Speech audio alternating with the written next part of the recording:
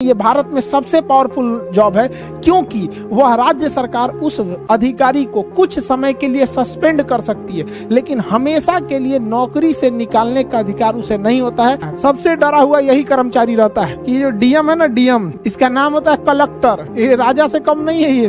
तो आप जब आईएएस बनिएगा, 25-30 साल का अनुभव हो जाएगा, तो पूरा झुंड में रहिएगा, आप लोगों को बिल्डिंग में रखा जाएगा। आर्टिकल 311 में कहा गया है कि संघ लोक सेवा आयोग के जो भी नौकरी करता है संघ लोक सेवा आयोग के द्वारा, उनकी नौकरी से आप ऐसे नहीं कि एक झटके में उनको नौकरी से निकाल दे, ठीक है। तो उनको ना क्या करना है, आप लोग को संरक्षण देना है। संविधान उन लोगों को क्या देता है, संरक्षण देता है। किसके तहत? 311 के तहत। इसलिए देखिएगा, आईएएस अधिकारी जो डीएम एसपी होते हैं, इन लोगों को नौकरी से निकालना काफी टफ हो जाता है। जो डीएम वगैरह होते हैं, डीएम एसपी मजिस्ट्रेट, इन लोग को नौकरी से निकालना काफी टफ हो जाता है। क्योंकि अगर आपने यूपीएससी या स्टेट पीसीएस के थ्रू क्या लिया है, जॉब लिया है, तो आपके लिए संरक्षण का अधिकार किसमें है? 311 में है। किसमें दिया गया है? 311 में दिया गया है, ठीक है। तो संघ लोक सेवा आयोग या फिर जो भी राज्य लोक सेवा आयोग है, इनके कर्मचारियों का संरक्षण आपसे पूछ चुका है कि संघ या राज्य लोक सेवा आयोग के कर्मचारियों का संरक्षण आर्टिकल संख्या कितना में दिया गया है? तो आर्टिकल संख्या 311 में दिया गया है। किसमें दिया गया? 311 में। अब हम चलते हैं 312, उसके बाद चलेंगे 315। देखिए 312 में क्या कहा है, तो इसको पहले समझते हैं। अखिल भारतीय सेवा क्या होती है? 3 टाइप की नौकरी को ध्यान से समझिए। ये 3 नौकरी, एक होती है अखिल भारतीय सेवा।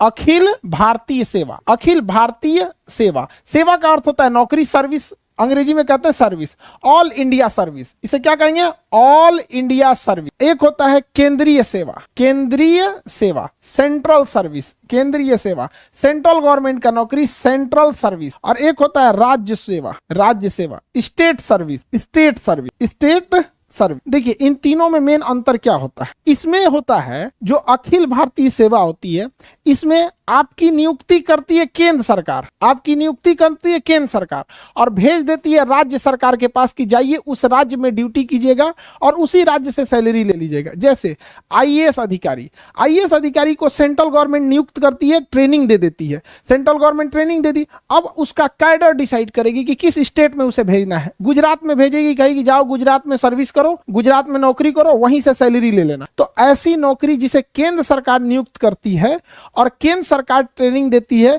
लेकिन वह व्यक्ति आके राज्य सरकार के डिपार्टमेंट में सेवा देता है और राज्य सरकार से सैलरी लेता है, ऐसी नौकरी को अखिल भारतीय सेवा कहते हैं। यह भारत में सबसे पावरफुल जॉब है, क्योंकि वह राज्य सरकार उस अधिकारी को कुछ समय के लिए सस्पेंड कर सकती है, लेकिन हमेशा के लिए नौकरी से निकालने का अधिकार उसे नहीं होता है, अर्थात बर्खास्त, यानी उसको टर्मिनेट नहीं कर सकती है। इतना पावर होता है। अखिल भारतीय सेवा में सैलरी राज्य सरकार देती है, लेकिन नियुक्ति कौन करती है? केंद्र सरकार। सबसे पावरफुल होता है। इसमें कौन कौन आएगा अखिल भारतीय सेवा में? तो देखिए ध्यान से, एक आता है इंडियन एडमिनिस्ट्रेटिव सर्विस, आईएएस अमूमन डीएम लिखता है, आईपीएस लिखता है, और इंडियन फॉरेस्ट सर्विस, भारतीय वन विभाग।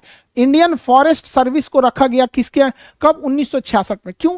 क्योंकि हमें उस समय आभास हो गया कि जंगलों की कटाई इतनी तेजी से चल रही है कि छोटे मोटे कर्मचारियों को वहां के ठेकेदार, विधायक उधायक डरा धमका मिला उला के कटवा लेते हैं सब पेड़ वगैरह। तो वहां आभास हुआ कि एक ऐसे अधिकारी की जरूरत है जो राज्य सरकार या लोकल लोगों से उतना न डरे।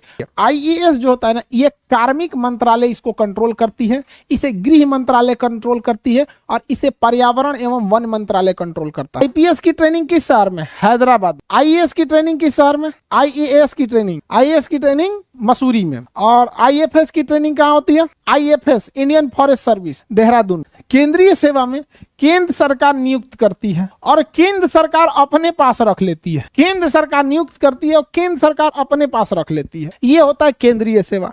जैसे रेलवे, रेलवे में नियुक्ति कौन करेगा? केंद्र सरकार। ट्रेनिंग कौन देगा? केंद्र सरकार। भेज कहां देगा? रेलवे डिपार्टमेंट में। रेलवे डिपार्टमेंट किसका? केंद्र सरकार का। सैलरी कौन देगा? केंद्र सरकार। अगर आपको राजदूत बना के अमेरिका भेज दिया जाता है, अगर आपको राजदूत बना के अमेरिका भेज दिया जाता है, तो नियुक्ति कौन करेगी? केंद्र सरकार। किसके थ्रू? यूपीएससी के थ्रू नियुक्ति करेगी केंद्र सरकार और सैलरी देगी केंद्र सरकार। आपको कभी जापान, अमेरिका, रूस भेजेगी तो केंद्र सरकार के निर्देश पर जाएंगे। यूपीएससी में अगर आपको इंडियन पोस्टल सर्विस मिल गया या इंडियन रेवेन्यू सर्विस मिल गया, इंडियन रेलवे सर्विस मिल गया, तो ये सब केंद्रीय जॉब होते हैं। कौन से जॉब होते हैं? केंद्रीय जॉब। तो जरूरी नहीं कि यूपीएससी में आपको सब अखिल भारतीय सेवा मिल जाए। राज्य सरकार आपको नियुक्त करेगी, राज्य सरकार नियुक्त करेगी, राज्य सरकार ट्रेनिंग देगी और राज्य सरकार काम कराएगी आपसे और वेतन देगी। सारा चीज जब राज्य सरकार के अंडर में आ जाता है तो राज्य सेवा कहलाता है। क्या कहलाता है? राज्य सेवा। जैसे बिहार दरोगा, जैसे दरोगा का एग्जाम, दरोगा का वैकेंसी कौन निकालता है? राज्य सरकार। एग्जाम कौन लेगा? राज्य सरकार। ट्रेनिंग देगी राज्य सरकार, काम कराएगी राज्य सरकार, और उसके बाद से आपको सस्पेंडो कर देगी राज्य सरकार, निकाल के फेंकियो देगी राज्य सरकार, टर्मिनेट भी कर देगी राज्य सरकार। सबसे डरा हुआ यही वाला रहता है, सबसे डरा हुआ यही कर्मचारी रहता है, क्योंकि राज्य सरकार के अंडर में ही सब कुछ रहता है। अरे भैया हमरा उठा के मत फेंक दियो। समझ में आएगी नहीं? अब जैसे कोई केंद्र सरकार, कोई एसएससी से आया है और Indian service selection board, SSC service selection commission, तो ये होता है ना स्टाफ सिलेक्शन वाला, सर्विस सिलेक्शन नहीं जी, वो तो दूसरा होता है, एसएसबी हो जाएगा एसएससी। अब उसमें आपको कोई इनकम टैक्स में इंस्पेक्टर बन के आए तो केंद्रीय नौकरी है। बिहार सरकार उसको सस्पेंड भले कर सकती है लेकिन नौकरी से हटा नहीं सकती है अगर कुछ गड़बड़ करेगा। हालांकि वो केंद्र सरकार का है, बिहार सरकार उसको कुछ टच भी नहीं करेगी, यूपी सरकार। आप रेलवे में टेक्नीशियन, सपोज कीजिए लोको पायलट है, ट्रेन चला रहे हैं, ऐसे स्टीयरिंग नहीं होता जी, ए9 हैंडल होता है, ट्रेन चला रहे हैं, तो क्या राज्य सरकार आपको, यूपी सरकार का ये खराब ट्रेन चला रहे हो हटो, नहीं हटा पाएगी? कौन हटाएगा? केंद्र सरकार हटाएगा। तो सबसे ज्यादा कर्मचारियों के पास पावर किसके पास रहता है? अखिल भारतीय सेवा के, और सबसे कम राज्य सरकार के पास।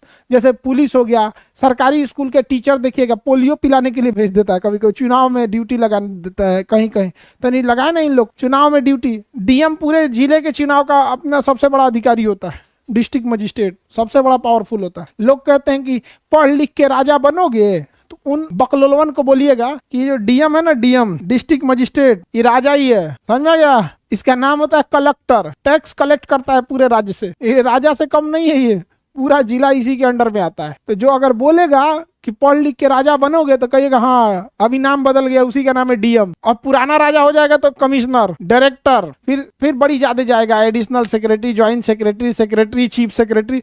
चीफ सेक्रेटरी तो बहुत बड़ा पावर होता है, समझ में आ रहा है कि नहीं आ रहा? मुख्यमंत्री कोई भी डिसीजन चीफ सेक्रेटरी से पूछ के लेते हैं, चीफ सेक्रेटरी साहब क्या कहना है आपका? तो भैया चीफ सेक्रेटरी बहुत पुराना होता है। ये आईएएस जो निकालते हैं लोग ना, 25-30 साल का जब आपके पास अनुभव हो जाता है, बूढ़े हो जाते हैं, तब आप लोग को चीफ सेक्रेटरी बनाया जाता है। तो आप जब आईएएस बनिएगा, 25-30 साल का अनुभव हो जाएगा, तो पूरा झुंड में रहिएगा, आप लोगों को बिल्डिंग में रखा जाएगा। जितना पुराट आईएएस रहेगा सब ना, यूपीएससी निकाला हुआ, आप लोग कैसे क्लास में बैठे हैं, अभी एग्जाम निकालना है आप लोग को, सबकी ख्वाहिश है यूपीएससी निकाल लें।